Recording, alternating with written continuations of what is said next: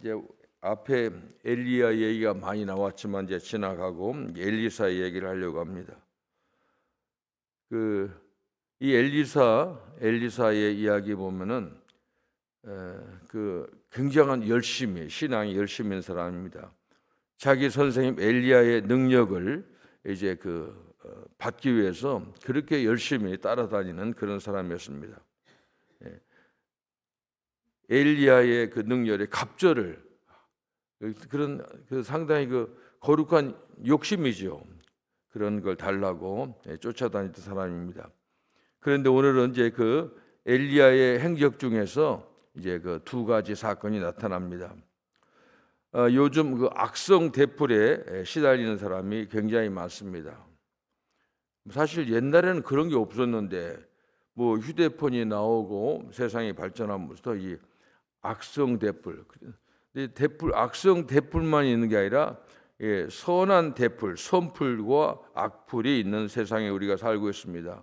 근데 이것은 악풀이라고 하는 것은 타인을 악의적으로 비하할 목적으로 다는 댓글을 줄여서 악풀 이렇게 리풀, 악성 리풀을 줄여서 악풀 이렇게 줄여서 씁니다.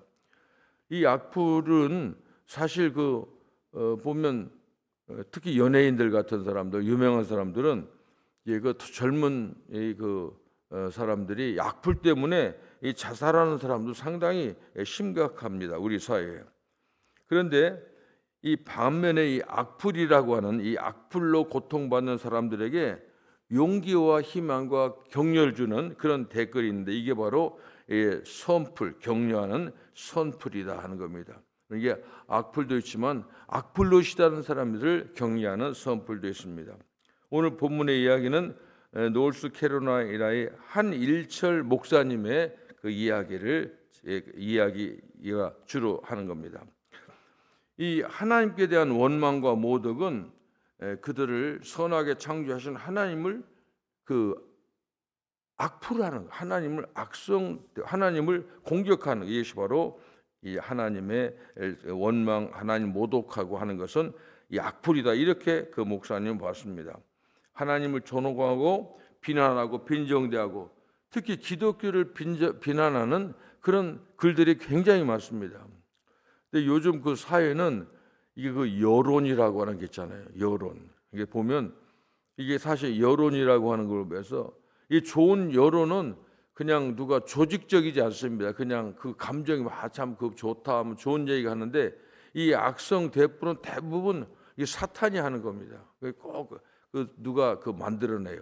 그래가지고 자꾸 이 얘기를 이제 하는 겁니다. 그런데 이제 하나님을 대해서 악풀을 하는 것도 있지만은 기독교에 대해서 악풀을 하는 것도 마찬가지입니다. 요즘 보면 이 사회에 보면은 이 어둠의 세력들은 항상 이렇게 이 악풀로 조장합니다. 우리나라도 보면 그게 이 악풀로 굉장히 중요합니다. 왜 그런지 아세요? 예를 들면 국회의원이 나오려고 하면 그냥 나오는 게 아니에요. 여론조사를 합니다. 여론. 그게 그러니까 좋은 평가에 나쁘니까. 그래서 누구를 시키려고 하면 그러니까 부대가 있다고 하는 겁니다. 이 중국에도 이 북한에도 악플 부대가 있는데 이 중국 사람들이 얼마나 많습니까? 지금 우리나라는 이 중국 때문에 굉장히 골머리를 쓸 겁니다. 지금 거의 제가 얘기하는 것처럼 이게 쉽지가 않아요. 경찰도 중국 경찰이 있고 그런 게 많습니다. 그런 사람들이 그렇게 하는 겁니다. 오늘 성경에 보면 참 이런 악풀에 대한 선한 리플과 악한 리플에 대한 이야기입니다. 그러니까 하나님께서 이걸 보고 얼마나 마음이 아프겠습니까? 그러니까 하나님께서 세우신 엘리사 선지자의 사역을 시작하면서 있었던 두 가지 사건인데 첫 번째 사건과 두 번째 사건이 있습니다.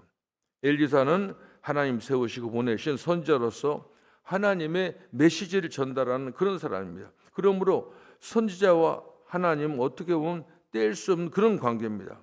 그렇기 때문에 사람들이 엘리사 선지자에게 이제 사람들이 나와서 부탁을 하는 겁니다. 선지자님, 우리 마을에 문제가 생겼는데 와서 좀 도와주십시오. 이렇게 선지자를 통해서 이제 요청하는 것은 어떻게 보면은 이게 그 좋은 관계를 맺으려고 하는 그런 생각을 가지고 있습니다. 그런데 나중에 두 번째 이야기는 엘리사를 조롱하고 하는 것은 어떻게 보면 악플과 같은 그런 사건입니다.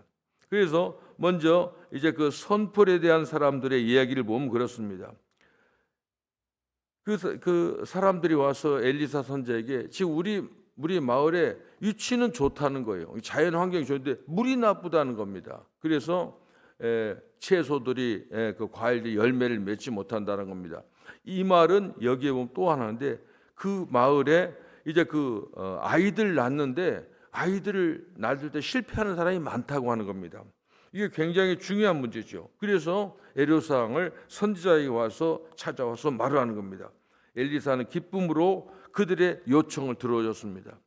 그래가지고 무슨 얘기냐면 새 그릇에 소금을 담아오라 하는 거예요. 소금 가지고 오라고 해서 이걸 그래서 물 근원, 샘의 근원에 가서 거기다가 소금을 부어가지고 이제 고치는데 그러면서 하는 얘기가 여호와의 말씀이 이 물을 고쳤다고 하면서 소금을 뿌리는 겁니다. 그럼 여러분들이 샘을 다니면서 나쁜 물은 다니면서 전부 소금 뿌리면 물이 좋아지는 것은 아닙니다. 이것은 상징을 말해요. 상징. 우리가 기독교의 신자들 직분 중에 소금의 직분, 빛의 직분 하잖아요. 그게 무슨 말이냐면 이게 소금물 상징성입니다. 그 당시에는 그게 이제 북이스라엘은 우상 숭배가 꽉 찼어요. 아주 막한 그 시대입니다. 그러니까 이 우상 숭배 이게 이제 앞으로 엘리사 선지자가 하는 것은 썩는 것을 이 부패한 것을 나쁜 것을 고치는 역할을 한다고 하는 상징적인 행동을 보여준다고 하는 겁니다. 우상 숭배의 독소를 결실을 맺지 못하는 이스라엘에게 이제 우상 숭배를 척결하겠다는 그런 의지를 보여주는 것이지 물 나쁘다고 소금 뿌리면 안 됩니다. 나는 한국이나 미국이나 겨울에 그 길에 소금 뿌리는 거 참 좋기도 한데 걱정을 많이 해요. 이게 소금을 뿌리면 소금은 이게 그 경작을 할 수가 없습니다. 이 땅을 나쁘게 하는 겁니다. 토지를 나쁘게 하는 겁니다. 우리가 제가 옛날에 한국에서 여행을 갔는데 거제도 한번 여행을 갔는데 거제도에 좋은 게 많거든. 근데 거제도가 유명한 것 중에 하나가 죽순이라고 대나무 뿌리가 유명합니다. 죽순의 한 40%가 거제에서 나온다고 하더라고요. 근데 이것이 이 죽순이 그 식재료인데 근데 한 번은 무슨 태풍이 왔어요. 그래도 바다가 물이 막 하는데 물이 쳐가지고 높아쳐가지고 대나무를 바닷물이 소금물이 한번 지나가니까 싹 죽어가지고 그때 죽순이 난리가 났어요. 이게 그러니까 이게 소금이 이게 무슨 소금이 물에다 우물 넣으면은 물이 깨끗해지고 좋아진다는 그런 게 아니고 이것은 상징을 말하는 겁니다.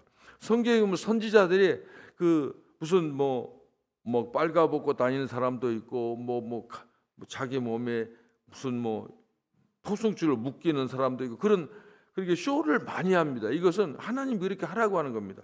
이것도 엘리사가 하는 것은 이제 이 우상 숭배하는 이 이스라엘을 이제 고치겠다고 하는 그런 겁니다. 여기까지는 이제 선풀에 대한 이야기인데 그 다음에는 악풀에 대한 이야기입니다. 두 번째 사건은 엘리사가 지나가는데 이 아이들이 뒤에 와서 이제 조롱합니다.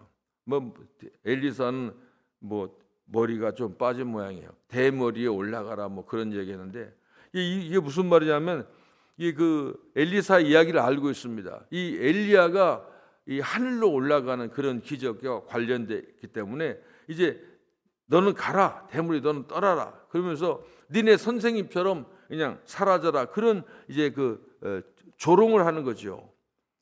그러니까 여기에 보면 그래서 이것은 그 아이들이 사실 그렇게 생긴 사람을 하나님께서 그렇게 보여주는 이걸 조롱하는 것은 그런 좋은 것은 아니죠. 그런데 이 아이들 사건 보면 이것도 난해한 구절입니다. 왜냐하면은 그렇다고 여호와의 종이 저주를 해가지고 아이들 40명이 곰 2마리가 나와서 죽게 했다. 이게 진짜 이게 좋은 얘기인가? 그렇게 생각할 수가 있습니다.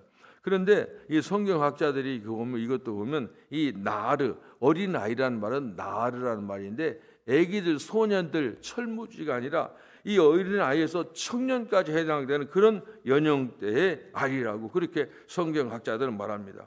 그래서 성경학자들은 말하기를 이 그룹의 청년들이라는 겁니다. 그런데 우상 숭배자들이래요. 그래가지고 이제 우상 숭배하면서 하나님을 조롱하고 또 하나님 세우신 이제 그 선지자를 조롱한다, 모독하는 그런 자들이다, 그렇게 보는 겁니다. 그래서 이것은 이 엘리사 선지자에게 악플은 이건 결국 하나님께 대한 악플이다, 이렇게 보는 겁니다. 그래서 엘리사는 저들을 저주했고 암곰 2마리가 나와서 40명을 죽였다는 겁니다. 우리가 상식적으로 생각하면은 어떻게 사람 그 곰이 사람을 막 그렇게 할 때 다음 차례는 나 죽어야겠다 서 있는 사람이 어디서 웬만하면 우리가 생각할 때 다 도망갔을 거예요. 그런데도 이제 이것은 하나님께서 그런 벌을 내렸다, 이렇게 해석하는 게 좋습니다. 그래서 이걸 보면은 이 시대는 우상 숭배자들이 여호와 하나님을 우습게 여기고 선지자들을 하나님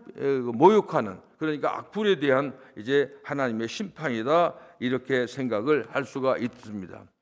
하나님이 세우신 자들을 향한 악플도 하나님께서 하나님께 하는 것과 같다고 하는 것을 성경은 보여준다고 하는 겁니다. 왜냐하면 하나님이 세우셨기 때문에 그렇습니다.